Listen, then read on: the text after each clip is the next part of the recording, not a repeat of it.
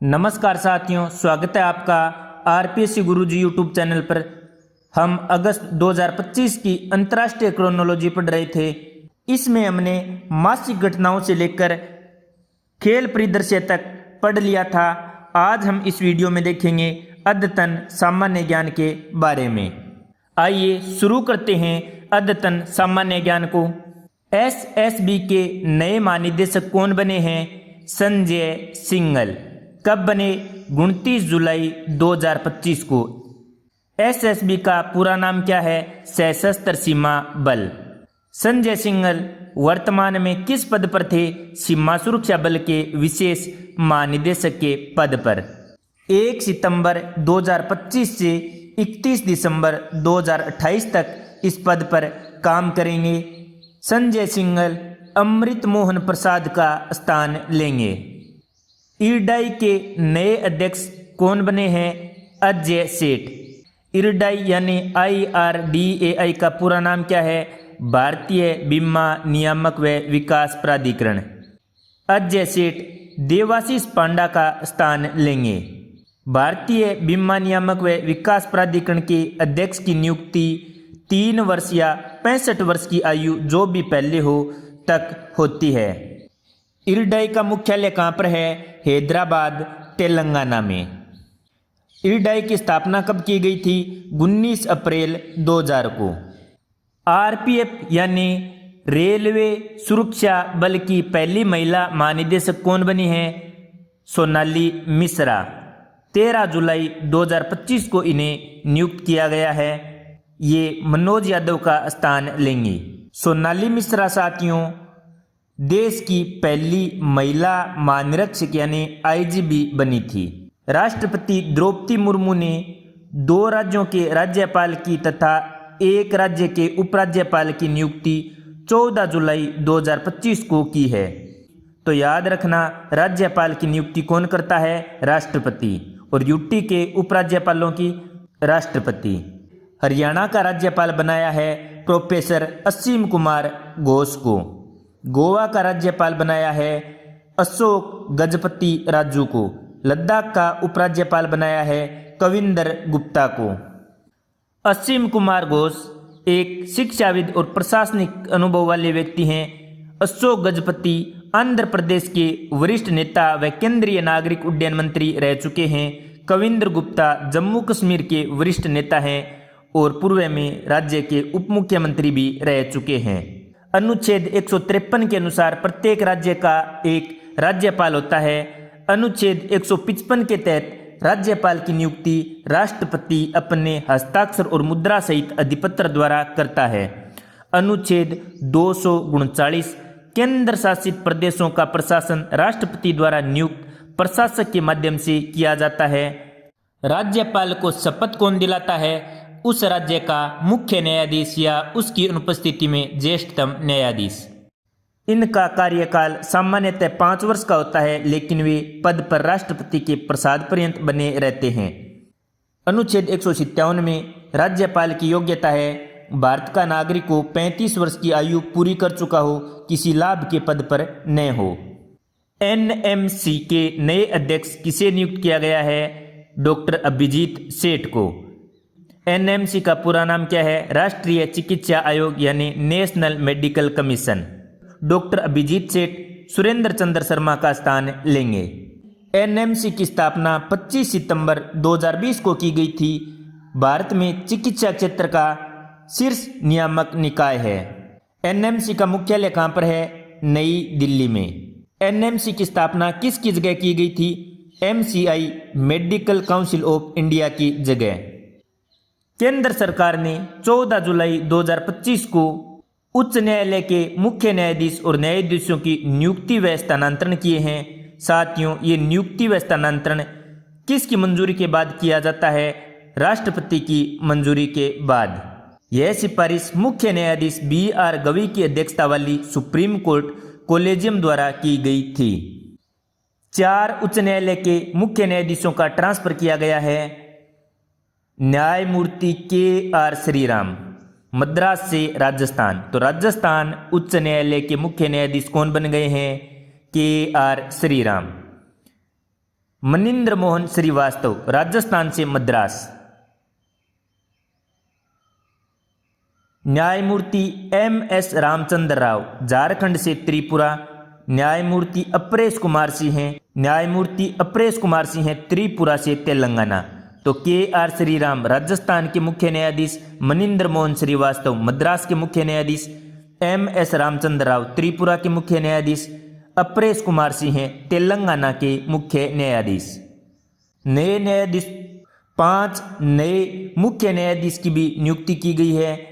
न्यायमूर्ति संजीव सचदेवा को मध्य प्रदेश हाईकोर्ट का मुख्य न्यायाधीश बनाया है।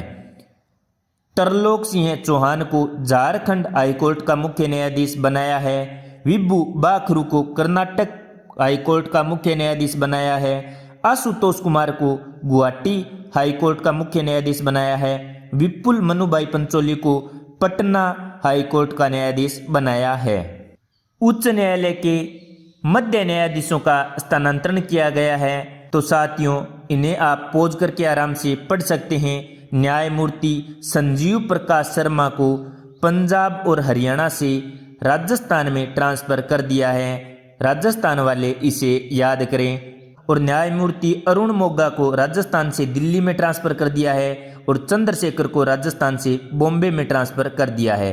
तो इस तरह से अपने अपने राज्य के हिसाब से आप याद कर लीजिए। उच्च न्यायालय के न्यायाधीशों की नियुक्ति अनुच्छेद 217 के तहत की जाती है।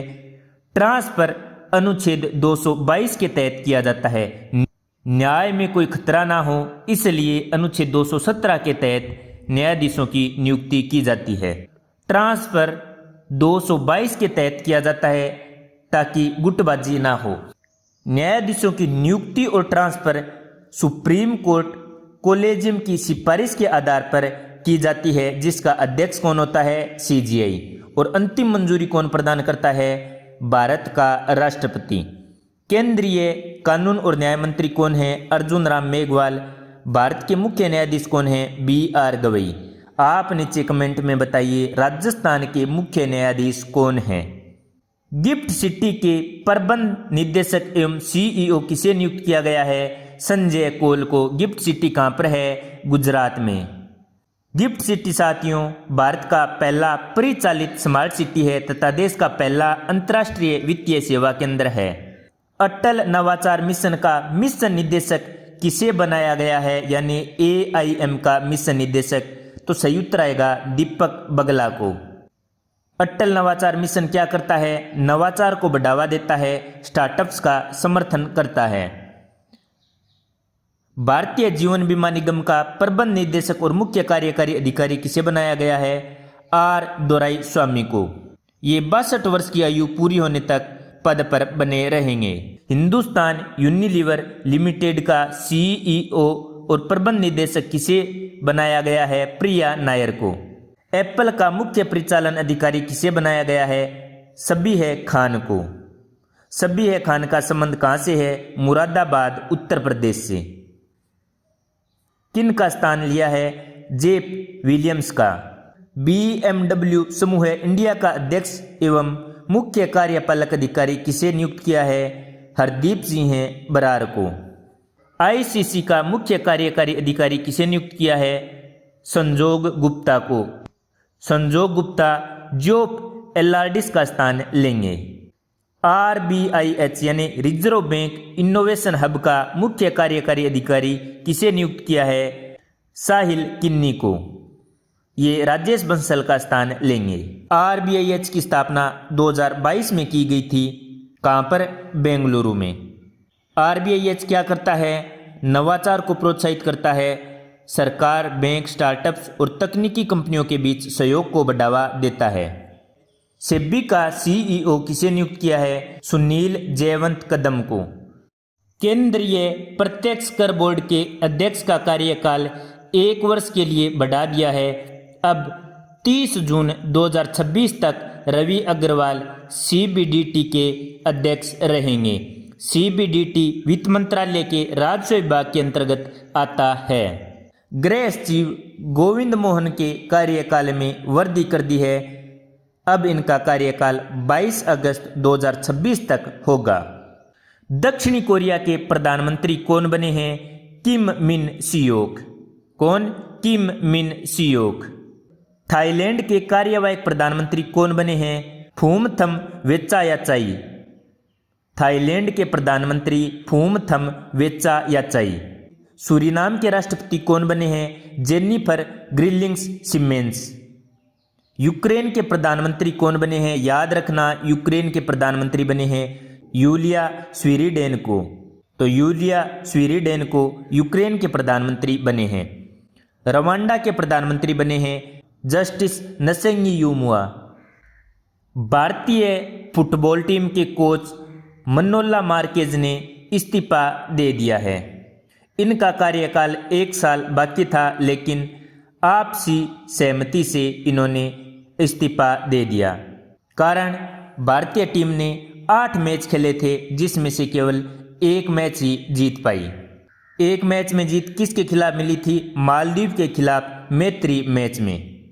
किसी भी प्रतिस्पर्धा मैच में जीत नहीं हासिल कर पाई और फीफा रैंकिंग भी टीम की गिरकर 99 से 127वें स्थान पर आ गई। IMF की first deputy MD Gita Gopinath ने भी इस्तीफा दे दिया है। तो IMF की FDMD गीता गोपीनाथ ने 21 जुलाई 2025 को इस्तीफा दे दिया। 1 सितंबर 2025 से हार्वर्ड विश्वविद्यालय में अर्थशास्त्र के प्रोफेसर के रूप में काम करेंगी। ये 2019 में IMF की पहली महिला मुख्य अर्थशास्त्री बनी थी। 2022 में इनका प्रमोशन करके FDMD यानी उप प्रबंध निदेशक बना दिया गया था। केरल के पूर्व मुख्यमंत्री VS अच्युतानंदन का निधन हो गया। ये किस पार्टी से संबंध रखते थे? मार्क्सवादी यानी भारतीय कम्युनिस्ट पार्टी CPI-M से संबंध रखते थे। 2006 से 2011 तक केरल के 11वें मुख्यमंत्री रहे थे। 2 बार केरल विधानसभा में विपक्ष नेता भी रहे थे, 2001 से 6 और 2011 से 16। केरल में प्रशासनिक सुधार आयोग के अध्यक्ष भी रह चुके हैं। कौन? VS अच्युतानंदन। मुन्नार अतिक्रमण हटाओ अभियान 2007 ने इसे राष्ट्रीय पहचान दिलाई। प्रसिद्ध रंगमंच निर्देशक रतन थियम का निधन हो गया। नाइजीरिया के पूर्व राष्ट्रपति मोहम्मद बुहारी का भी निधन हो गया। नाइजीरिया अफ्रीका महाद्वीप का सबसे अधिक जनसंख्या वाला देश है और अफ्रीका महाद्वीप की सबसे बड़ी अर्थव्यवस्था है। राजधानी कौन सी है? अबुजा। अंतर्राष्ट्रीय क्रिकेट अंपायर बिस्मिल्लाह जान सिनवारी का निधन हो गया। कहाँ के हैं ये? अफगानिस्तान के। नाइजीरिया की फुटबॉल टीम के पूर्व गोलकीपर पीटर रुफाई का भी निधन हो गया। प्रसिद्ध चिकित्सक डॉक्टर MC डोबर का निधन हो गया। MC डोबर मात्र 20 रुपये में इलाज करते थे। 2023 में इन्हें पद्मश्री से भी सम्मानित किया गया था। पुर्तगाल के फुटबॉलर डियागो जोटा का भी निधन हो गया। 2015 में पद्मश्री से सम्मानित तेलुगु अभिनेता कोट्टा श्रीनिवासन का जुलाई 2025 में निधन हो गया। पुरानी भारतीय अभिनेत्री जिन्हें दक्षिण में अभिनय सरस्वती कहा जाता था, बी सरोज देवी का जुलाई 2025 में निधन हो गया। इन्हें भी पद्मश्री और पद्म भूषण से सम्मानित किया जा चुका है। दुनिया के सबसे उम्रदराज धावक फौजा सिंह का सड़क हादसे में निधन हो गया। ये थोड़ा याद रखना। अभिनेता और निर्देशक धीरज कुमार का निधन हो गया। इन्होंने दूरदर्शन का सीरियल ओम नमः शिवाय बनाया था। भारत के प्रधानमंत्री नरेंद्र मोदी दूसरे सबसे लंबे कार्यकाल वाले प्रधानमंत्री बन चुके हैं। 25 जुलाई 2025 को इन्होंने यह उपलब्धि हासिल की। इन्होंने पूर्व प्रधानमंत्री इंदिरा गांधी के कार्यकाल को पीछे छोड़ दिया। सबसे लंबा कार्यकाल किसका है? जवाहरलाल नेहरू का, उसके बाद नरेंद्र मोदी का, उसके बाद इंदिरा गांधी का। बिहार चुनाव में स्वीप आइकॉन नियुक्त किए गए हैं नीतू चंद्रा और क्रांति प्रकाश झा को। स्वीप आइकॉन किसने नियुक्त किए हैं? भारतीय निर्वाचन आयोग ने मतदाता जागरूकता बढ़ाने के लिए। नीतू चंद्रा कौन है? अभिनेत्री। और क्रांति प्रकाश झा कौन है? अभिनेता। स्वीप कार्यक्रम का पूरा नाम क्या है? Systematic voters education and electoral participation, व्यवस्थित मतदाता शिक्षा और चुनावी भागीदारी। IIT गुवाहाटी की छात्रा Sukanya Ravi commonwealth youth peace ambassador नियुक्त की गई हैं। तो याद रखना, कॉमनवेल्थ यूथ पीसी एम्बेसडर किसे नियुक्त किया गया है? सुकन्या को। किससे संबंध रखती हैं? IIT गुवाहाटी से।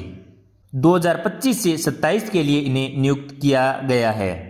भारतीय नौसेना की पहली महिला फाइटर पायलट कौन बनी है? आस्था पूनिया। तो याद रखना, इंपॉर्टेंट प्रश्न है, भारतीय नौसेना की पहली महिला फाइटर पायलट कौन बनी है? आस्था पूनिया। 3 जुलाई 2025 को विंग्स ऑफ गोल्ड भी इन्हें प्रदान किया गया है। आस्था पूनिया का संबंध कहाँ से है? बागपत उत्तर प्रदेश से। राष्ट्रपति द्रौपदी मुर्मू ने राज्यसभा में 4 नए सदस्य मनोनीत किए हैं अनुच्छेद 80 के तहत। तो याद रखना, राज्यसभा में ही राष्ट्रपति सदस्यों को मनोनीत करता है, लोकसभा में नहीं। 12 जुलाई 2025 को 4 सदस्य कौन नियुक्त किए गए थे? हर्षवर्धन श्रृंखला, उज्ज्वल देवराव निकम, सी सदानंदन मास्टर, डॉक्टर मीनाक्षी जैन। हर्षवर्धन, उज्ज्वल देवराय निकम, सदानंद मास्टर, मीनाक्षी जैन। उज्ज्वल निकम कानून एवं न्याय से संबंध रखते हैं। हर्षवर्धन श्रृंखला कूटनीति एवं विदेश नीति से। मीनाक्षी जैन साहित्य से। सदानंद मास्टर समाज सेवा से। तो राज्यसभा में राष्ट्रपति अनुच्छेद 80(1)(a) के तहत कितने सदस्य नियुक्त कर सकता है? 12 सदस्य। किन को नियुक्त करता है? साहित्य, विज्ञान, कला और समाज सेवा से व्यवहारिक अनुभव रखने वाले व्यक्तियों को। तो 12 सदस्य वर्तमान में कौन है? सदानंदन, धर्मेंद्र वीरेंद्र हेगड़े, मीनाक्षी जैन, उज्ज्वल देवराव निकम, हर्षवर्धन श्रृंखला, Satnam Singh Sandhu, Ranjan Gogoi, Ilaiyaraaja, Shrimati Sudha Murthy, V Vijendra, PT Usha, Ghulam Ali. Rajya Sabha की अधिकतम सदस्य संख्या कितनी है? 250। 250 में राष्ट्रपति कितने नियुक्त करता है? 12। वर्तमान में राज्यसभा में कितने सदस्य हैं? 245। यूरोप की सबसे ऊंची चोटी कौन सी है? Mount Elbrus. इस पर साथियों पंजाब के 6 साल के तेगबीर सिंह ने चढ़कर विश्व रिकॉर्ड बनाया है। ये 6 वर्ष 9 महीने व 4 दिन के हैं। माउंट एल्ब्रस की ऊंचाई कितनी है? 5642 मीटर। तो दुनिया के सबसे कम उम्र के पर्वतारोही बन गए हैं कौन? तेगबीर सिंह पंजाब के। इससे पहले महाराष्ट्र के कुशागर ने 2024 में यह रिकॉर्ड बनाया था, जो 7 वर्ष 3 माह के थे। अकेले अंटार्कटिक महासागर को पार करने वाली सबसे युवा महिला कौन बनी है? जरा लचलान। 21 साल की ब्रिटेन की है जरा लचलान, जिन्होंने अंटार्कटिक महासागर को पार किया है। इन्होंने 59 दिन 18 घंटे और 29 मिनट में अपनी यात्रा पूरी की है। इन्होंने अपनी यात्रा केनरी द्वीप स्पेन से शुरू की थी और कैरेबियाई द्वीप एंटीगुआ तक लगभग 4800 किलोमीटर की दूरी तय की। हॉर्नबिल संरक्षण के लिए देश का पहला केंद्र कौन सा बनेगा? Annamalai tiger reserve. हॉर्नबिल संरक्षण उत्कृष्टता केंद्र तमिलनाडु के अन्नामलाई टाइगर रिजर्व में स्थापित किया जाएगा और ये देश का पहला हॉर्नबिल संरक्षण केंद्र होगा। हॉर्नबिल तमिलनाडु का राज्य पक्षी है। हॉर्नबिल को जंगल का किसान कहा जाता है क्योंकि ये बीज फैलाकर जंगल के स्वास्थ्य में वृद्धि करता है। अन्नामलाई टाइगर रिजर्व तमिलनाडु के कोयम्बटूर और तिरुपुर जिले में पश्चिमी घाट में स्थित है। यहाँ पर बाघ, हाथी, तेंदुए पाए जाते हैं। संकटग्रस्त वनस्पतियों और जीवों का घर है। हॉर्नबिल की कई प्रजातियां यहाँ पर पाई जाती हैं, जैसे great hornbill, Malabar pied hornbill आदि। लुंगफुन रोपई को ASI ने राष्ट्रीय महत्व का स्मारक 14 जुलाई 2025 को घोषित किया है। ये कहाँ पर है? मिजोरम में। मिजोरम का दूसरा स्थल है जिसे राष्ट्रीय महत्व के स्मारक का दर्जा मिला है। पहला स्थल था कावटचुआ है रोपुई। लुंगफुन रोपुई का क्या अर्थ है? महान या उत्कृष्ट पत्थरों का समूह है। GST दिवस कब मनाया जाता है? 1 जुलाई को। नेशनल चार्टेड अकाउंटेंट दिवस कब मनाया जाता है? 1 जुलाई को। राष्ट्रीय चिकित्सा दिवस कब मनाया जाता है? 1 जुलाई को। साथियों, राष्ट्रीय चिकित्सा दिवस 2025 की थीम क्या थी? Behind the mask who heels the healers.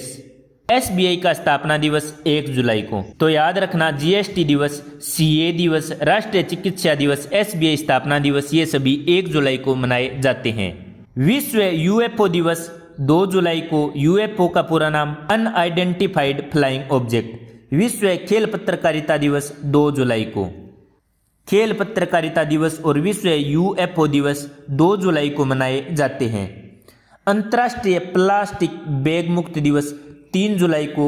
संयुक्त राज्य अमेरिका का स्वतंत्रता दिवस 4 जुलाई को। हाल ही में 4 जुलाई 2025 को यूएसए का 249वां स्वतंत्रता दिवस मनाया गया। अंतर्राष्ट्रीय सहकारिता दिवस कब मनाया जाता है? 5 जुलाई को। और इस साल की थीम क्या थी? सहकारिताएं एक बेहतर विश्व का निर्माण करती है। साथियों, अंतर्राष्ट्रीय सहकारिता दिवस जुलाई के पहले शनिवार को मनाया जाता है। 2025 की थीम याद रखना, सहकारिताएं एक बेहतर विश्व का निर्माण करती हैं। और वर्तमान में 2025 में 103वां अंतर्राष्ट्रीय सहकारिता दिवस मनाया गया। आणंद, गुजरात में देश का पहला सहकारी विश्वविद्यालय TSU शुरू किया गया। इसका भूमि पूजन और शिलान्यास किसने किया? केंद्रीय सहकारिता मंत्री अमित शाह ने। ये भी याद रखना, अंतर्राष्ट्रीय सहकारिता वर्ष 2025 को घोषित किया है किसने? संयुक्त राष्ट्र ने। श्वेत क्रांति 2.0 किसने शुरू की है? सहकारिता मंत्रालय ने। किसके लिए? डेयरी सहकारी समितियों द्वारा दूध उत्पादन और खरीद को बढ़ावा देने के लिए। श्वेत क्रांति 2.0 कब शुरू की? 19 सितंबर 2024 को। उद्घाटन कब किया गया? 25 दिसंबर 2024 को। टारगेट क्या है? 5 वर्षों में दूध की खरीद में 50% वृद्धि करना। विश्व जुन्नासेस डे कब मनाया जाता है? 6 जुलाई को। विश्व ग्रामीण विकास दिवस 6 जुलाई को। विश्व ग्रामीण दिवस 6 जुलाई को मनाने की घोषणा कब की गई थी? 6 सितंबर 2024 को। किसके द्वारा? संयुक्त राष्ट्र महासभा के द्वारा। तो याद रखना, विश्व ग्रामीण दिवस 6 जुलाई 2025 को, घोषणा 6/9/2024 को। विश्व जैव उत्पाद दिवस 7 जुलाई को। राष्ट्रीय मत्स्य कृषक दिवस 10 जुलाई को। विश्व जनसंख्या दिवस इम्पोर्टेंट 11 जुलाई को मनाया जाता है। वर्ष 2025 की थीम क्या थी? युवाओं को एक निष्पक्ष और आशापूर्ण दुनिया में अपने मनचाहे परिवार बनाने के लिए सशक्त बनाना। विश्व अश्व दिवस कब मनाया जाता है? 11 जुलाई को। 11 जुलाई 2025 को पहला विश्व अश्व दिवस मनाया गया। संयुक्त राष्ट्र महासभा ने 3 जून 2025 को 11 जुलाई को विश्व अश्व दिवस मनाने का निर्णय लिया था। तो याद रखना, विश्व जनसंख्या दिवस, विश्व अश्व दिवस दोनों 11 जुलाई को मनाए जाते हैं। रेत और धूल के तूफान का मुकाबला करने का अंतर्राष्ट्रीय दिवस 12 जुलाई को। अंतर्राष्ट्रीय मलाला दिवस 12 जुलाई को। विश्व युवा कौशल दिवस 15 जुलाई को। याद रखना, विश्व युवा कौशल दिवस 15 जुलाई को। तो 15 साल का युवा, विश्व युवा कौशल दिवस। विश्व शराब दिवस 16 जुलाई को। विश्व अंतर्राष्ट्रीय न्याय दिवस याद रखना 17 जुलाई। न्याय दिवस 17 जुलाई। अंतर्राष्ट्रीय नेल्सन मंडेला दिवस 18 जुलाई। विश्व मस्तिष्क दिवस 12 जुलाई। और थीम क्या थी? सभी उम्र के लोगों के लिए ब्रेन हेल्थ। राष्ट्रीय आम दिवस 22 जुलाई। राष्ट्रीय प्रसारण दिवस 23 जुलाई। राष्ट्रीय प्रसारण दिवस याद रखना 23 जुलाई को। राष्ट्रीय आयकर दिवस 24 जुलाई को। कारगिल विजय दिवस 26 जुलाई को याद रखना। और 26 जुलाई 2025 को 26वीं वर्षगांठ मनाई गई थी। मैंग्रोव पारिस्थितिकी तंत्र के संरक्षण के लिए अंतर्राष्ट्रीय दिवस 26 जुलाई को। विश्व हेपेटाइटिस दिवस 28 जुलाई को। और 2025 की थीम थी हेपेटाइटिस चलो इसे तोड़ दें। विश्व प्रकृति संरक्षण दिवस 28 जुलाई को। और इस वर्ष की थीम थी लोगों और पौधों को जोड़ना, वन्य जीव संरक्षण में डिजिटल नवाचार की खोज। याद रखना, विश्व प्रकृति संरक्षण दिवस 28 जुलाई। अंतर्राष्ट्रीय बाघ दिवस भी याद रखना 29 जुलाई को। मैत्री का अंतर्राष्ट्रीय दिवस 30 जुलाई को। मानव तस्करी के विरुद्ध विश्व दिवस 30 जुलाई को। विश्व रेंजर दिवस 31 जुलाई को। भारतीय कृषि अनुसंधान परिषद ICAR का 16 जुलाई 2025 को 97वां स्थापना दिवस मनाया गया। तो साथियों, ICAR का स्थापना दिवस 16 जुलाई और वर्तमान में कौन सा स्थापना दिवस मनाया गया? 97वां। गुरु पूर्णिमा 10 जुलाई को मनाई गई। तो गुरु पूर्णिमा प्रतिवर्ष आषाढ़ पूर्णिमा को मनाई जाती है। धम्मचक्र पौतनम दिवस भी आषाढ़ पूर्णिमा को मनाया जाता है। आषाढ़ पूर्णिमा या असल पूजा। किस उपलक्ष्य में भगवान बुद्ध ने सारनाथ के नाम से विख्यात ऋषिपट्टनम मृगादे के मृग उद्यान में पंचवर्गीय यानी 5 तपस्वी साथियों को पहली बार उपदेश दिया था। वन महोत्सव सप्ताह 2025 1 से 7 जुलाई 2025 को मनाया गया। याद रखना इम्पोर्टेंट। वन महोत्सव सप्ताह दिवस 2025 1 से 7 जुलाई 2025। भारत ऊर्जा भंडारण सप्ताह 2025 8 से 10 जुलाई 2025 को। गेवेनेथ द बायोग्राफी पुस्तक के लेखक कौन है? Amy O'Dell.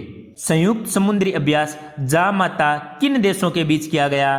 भारत और जापान के बीच। कब? 7 से 12 जुलाई 2025 को। कहाँ पर किया गया? चेन्नई पोर्ट पर। 40वां सेबर 2025 के मेजबान देश कौन से हैं? ऑस्ट्रेलिया और यूएसए। 13 जुलाई से 4 अगस्त 2025 को इसका आयोजन किया गया। ऑस्ट्रेलिया के कई क्षेत्र और पापुआ न्यू गिनी पहली बार इसमें शामिल हुआ। भारत इसमें प्रतिभागी देश के रूप में शामिल हुआ। पहले संस्करण में भारत एक पर्यवेक्षक के रूप में शामिल हुआ था। 40वां सेबर 2025 कौन सा संस्करण था? 11वां संस्करण। इसमें कुल 19 देशों ने भाग लिया। प्रमुख प्रतिभागी देश भारत, ऑस्ट्रेलिया, अमेरिका, जापान यानी सभी क्वाड सदस्य। इसके अलावा UK, France, Germany, Canada, Indonesia, दक्षिण कोरिया यानी टोटल 19 देशों ने इसमें भाग लिया। 40वां सेबर अभ्यास 2005 में शुरू किया गया। हर 2 वर्ष में इसका आयोजन किया जाता है। ऑस्ट्रेलिया और अमेरिका के बीच यह द्विपक्षीय सैन्य अभ्यास के रूप में शुरू हुआ था। वर्तमान में यह एक प्रमुख बहुराष्ट्रीय युद्ध अभ्यास के रूप में विकसित हो गया है। सिम्बेक्स अभ्यास किन 2 देशों की नेवी के बीच हुआ? सिंगापुर और भारत की नेवी के बीच। कब हुआ? जुलाई 2025 में। कौन सा संस्करण था? 32वां संस्करण। इसका आयोजन कहाँ पर किया गया? सिंगापुर में। इसे लायन किंग अभ्यास के नाम से भी जाना जाता है। यह एक वार्षिक अभ्यास है। भारत की एक्ट ईस्ट नीति और सागर विजन से यह अभ्यास जुड़ा है। राष्ट्रीय साइबर सुरक्षा अभ्यास भारत NCX 2025 का आयोजन 21 जुलाई से 1 अगस्त 2025 को NSCS और RRU द्वारा किया गया। NSCS राष्ट्रीय सुरक्षा परिषद सचिवालय और RRU राष्ट्रीय रक्षा विश्वविद्यालय द्वारा। थीम क्या थी? भारतीय साइबर स्पेस की परिचालन तैयारियों को बढ़ाना। पासेक्स अभ्यास किन 2 देशों की नौसेना के बीच किया गया? भारत और ग्रीस की नौसेना के बीच। कहाँ पर? मुंबई के पास अरब सागर में। कब? 10 जुलाई 2025 को। ये साथियों इस अभ्यास के बारे में डिटेल है, आप पॉज करके आराम से पढ़ सकते हैं। भारतीय ज्ञान प्रणाली पर प्रथम वार्षिक शैक्षिक सम्मेलन कहाँ पर आयोजित किया गया? JNU नई दिल्ली में। कब? 10 से 12 जुलाई 2025 को। उद्घाटन किसने किया? पूर्व उपराष्ट्रपति जगदीप धनखड़ ने। थीम क्या थी? The resurgence of IKS, finding what we have, learning what we learned. उद्देश्य क्या था? भारतीय ज्ञान प्रणालियों को उच्च शिक्षा में मुख्य धारा में लाना और गंभीर शैक्षिक संवाद को बढ़ावा देना। आयोजनकर्ता कौन थे? IKSHA, ICSSR और ICHR। युवा आध्यात्मिक शिखर सम्मेलन का आयोजन कहाँ पर किया गया? वाराणसी, उत्तर प्रदेश में। 18 से 20 जुलाई 2025 को। थीम क्या थी? नशा मुक्त युवा, विकसित भारत। आयोजक कौन थे? युवा कार्यक्रम एवं खेल मंत्रालय और भारत सरकार। इसमें काशी घोषणा पत्र को अपनाया गया। इसके बारे में थोड़े से प्रश्न देखें तो युवा आध्यात्मिक शिखर सम्मेलन 2025 का आयोजन कब किया गया? तो सही उत्तर होगा 18 से 20 जुलाई 2025 को। युवा आध्यात्मिक शिखर सम्मेलन 2025 कहाँ पर आयोजित किया गया? तो सही उत्तर होगा रुद्राक्ष अंतर्राष्ट्रीय सहयोग एवं सम्मेलन केंद्र, वाराणसी में। युवा आध्यात्मिक शिखर सम्मेलन 2025 का मुख्य विषय क्या था, यानी थीम क्या थी? सही उत्तर होगा नशा मुक्त युवा, विकसित भारत। युवा आध्यात्मिक शिखर सम्मेलन 2025 का आयोजन किस मंत्रालय द्वारा किया गया? तो सही उत्तर होगा युवा कार्यक्रम एवं खेल मंत्रालय द्वारा। युवा आध्यात्मिक शिखर सम्मेलन 2025 में कौन सा महत्वपूर्ण घोषणा पत्र जारी किया गया? तो सही उत्तर होगा काशी घोषणा पत्र। राज्यों और केंद्र शासित प्रदेशों के शहरी स्थानीय निकायों के अध्यक्षों का प्रथम राष्ट्रीय सम्मेलन कहाँ पर आयोजित किया गया? ICAT सेंटर मानेसर, गुरुग्राम, हरियाणा में। कब? 3 से 4 जुलाई 2025 को। उद्घाटन किसने किया? लोकसभा अध्यक्ष ओम बिरला ने। थीम क्या थी? संवैधानिक लोकतंत्र को सुदृढ़ करने और राष्ट्र निर्माण में शहरी स्थानीय निकायों की भूमिका। अखिल भारतीय आयुर्वेद संस्थान में तीसरा राष्ट्रीय सम्मेलन शल्यकोन 2025 कहाँ पर आयोजित किया गया? अखिल भारतीय आयुर्वेद संस्थान, नई दिल्ली में। सुश्रुत जयंती के अवसर पर इसे आयोजित किया गया। सुश्रुत जयंती कब मनाई जाती है? 15 जुलाई को। थीम क्या थी? नवाचार, एकीकरण और प्रेरणा। उद्घाटन किसने किया? केंद्रीय आयुष राज्य मंत्री प्रताप राव जाधव ने। अखिल भारतीय आयुर्वेद संस्थान की स्थापना एम्स के तर्ज पर 17 अक्टूबर 2017 को की गई थी, दूसरे आयुर्वेद दिवस पर। राष्ट्रीय सम्मेलन जिम्मेदार व्यावसायिक आचरण NCRBC 2025 का आयोजन कहाँ पर किया गया? नई दिल्ली में। कब? 2 से 3 जुलाई 2025 को इसका तीसरा संस्करण था। आयोजक कौन था? भारतीय कॉरपोरेट मामलों का संस्थान IICA। उद्घाटन किया हर्ष मल्होत्रा ने, जो कॉरपोरेट मामलों के राज्य मंत्री हैं। थीम क्या थी? विकसित भारत के लिए ESG को एकीकृत करना। नियंत्रक सम्मेलन 2025 7 से 9 जुलाई 2025 को DRDO भवन, नई दिल्ली में आयोजित किया गया। रक्षा लेखा विभाग और रक्षा मंत्रालय द्वारा। रक्षा मंत्री राजनाथ सिंह ने इसका उद्घाटन किया। थीम थी रक्षा वित्त और अर्थशास्त्र के माध्यम से वित्तीय सलाह, भुगतान, लेखा परीक्षा और लेखांकन में परिवर्तन। केंद्रीय विश्वविद्यालयों के कुलपति का सम्मेलन कहाँ पर हुआ? केवडिया, गुजरात में 10 से 11 जुलाई 2025 को। आयोजक कौन था? शिक्षा मंत्रालय, भारत सरकार। उद्घाटन किसने किया? केंद्रीय शिक्षा मंत्री धर्मेंद्र प्रधान ने। थीम क्या थी? शैक्षिक परिवर्तन और विकसित भारत @2047। व्यापार सुविधा सम्मेलन का आयोजन 11 जुलाई 2025 को नई दिल्ली में किया गया। थीम थी निर्बाध व्यापार के लिए वैज्ञानिक उत्कृष्टता। आयोजकर्ता कौन था? CRCL और CBIC। समुद्री वित्तपोषण शिखर सम्मेलन 2025 नई दिल्ली में आयोजित किया गया 24 जुलाई 2025 को। आयोजक कौन था? पत्तन, पोत परिवहन और जलमार्ग मंत्रालय। उद्घाटन किसने किया? सर्बानंद सोनोवाल ने। थीम क्या थी? निवेश को बढ़ावा, समुद्र को सशक्त बनाना, यानी ब्लू इकोनॉमी बढ़ाने के लिए इसका आयोजन किया गया। 11वां भारत मक्का शिखर सम्मेलन 7 जुलाई 2025 को नई दिल्ली में आयोजित किया गया। केंद्रीय कृषि मंत्री शिवराज सिंह चौहान ने इसका उद्घाटन किया। फिक्की और IIMR ने संयुक्त रूप से इसका आयोजन किया। उद्देश्य मक्का के उत्पादन को बढ़ाना। मक्का को अनाज की रानी कहा जाता है। भारत की सबसे महत्वपूर्ण खाद्य फसल है चावल, उसके बाद गेहूं और उसके बाद मक्का। 51% मक्के का उपयोग पोल्ट्री फीड में किया जाता है। भारत समुद्री निवेश बैठक 2025 भारत हाउस लंदन में आयोजित की गई। याद रखना, भारत समुद्री निवेश बैठक 2025 8 जुलाई 2025 को भारत हाउस लंदन में आयोजित की गई। आयोजक कौन था? पत्तन, पोत परिवहन और जलमार्ग मंत्रालय। उद्घाटन विक्रम के दौरे स्वामी ने किया। उद्देश्य था भारत की मेरी टाइम इंडिया विजन 2047 को वैश्विक निवेशकों के समक्ष प्रस्तुत करना। प्रमुख फोकस क्या था? 100% FDI, कार्गो हैंडलिंग क्षमता 2030 तक 3500 MTPA करना तथा 2047 तक 10,000 MTPA करना और ब्लू इकोनॉमी। प्रसारण और मीडिया प्रौद्योगिकी पर 29वां अंतर्राष्ट्रीय सम्मेलन और प्रदर्शनी BES एक्सपो 2025 कब आयोजित की गई? 3 से 5 जुलाई 2025 को। कहाँ पर? प्रगति मैदान, नई दिल्ली में। उद्घाटन किसने किया? नवनीत कुमार सहगल ने। प्रसार भारती के अध्यक्ष हैं नवीन कुमार सहगल। थीम क्या थी? कृत्रिम बुद्धिमत्ता के माध्यम से मीडिया परिदृश्य का रूपांतरण, निर्माण, सहयोग और मुद्रीकरण।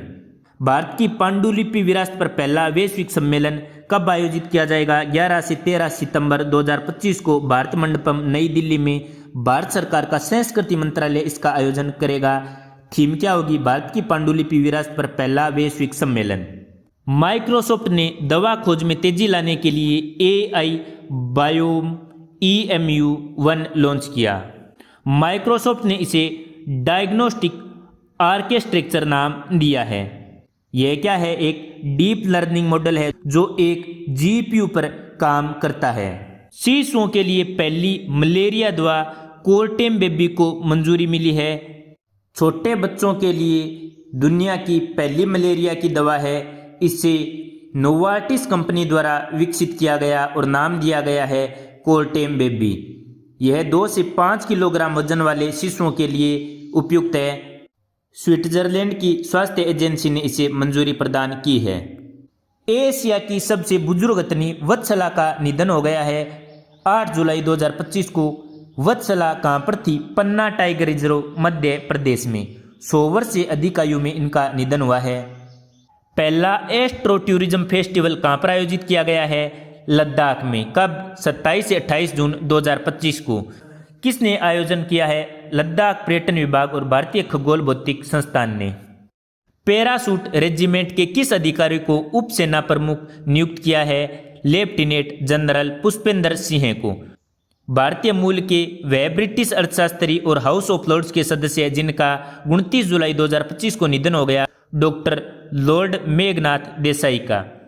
पश्चिमी नौसेना कमान का flag officer commanding in chief कौन बना है? Vice admiral Krishna Swaminathan. कब? 31 जुलाई 2025 को। भारत यूएई रक्षा उद्योग साझेदारी पर संगोष्ठी का आयोजन 31 जुलाई 2025 को कहाँ पर किया गया? इंडिया हैबिटेट सेंटर नई दिल्ली में। हाल ही में कौन 13वीं बार राष्ट्रीय जनता दल के निर्विरोध राष्ट्रीय अध्यक्ष बने हैं? लालू प्रसाद यादव। साथियों, अद्यतन सामान्य ज्ञान में इतना ही। अगले वीडियो में हम करेंगे कुछ नवीनतम वस्तुनिष्ठ प्रश्न और उसके बाद हमारी अगस्त 2025 की अंतर्राष्ट्रीय क्रोनोलॉजी समाप्त हो जाएगी। आपको वीडियो कैसा लगा नीचे कमेंट में अवश्य बताएं। साथियों, यदि आपने अभी तक आरपीएससी गुरुजी यूट्यूब चैनल को सब्सक्राइब नहीं किया है तो सब्सक्राइब अवश्य करें और ये वीडियो अपने दोस्तों के साथ शेयर अवश्य करें। धन्यवाद। जय हिंद, जय भारत।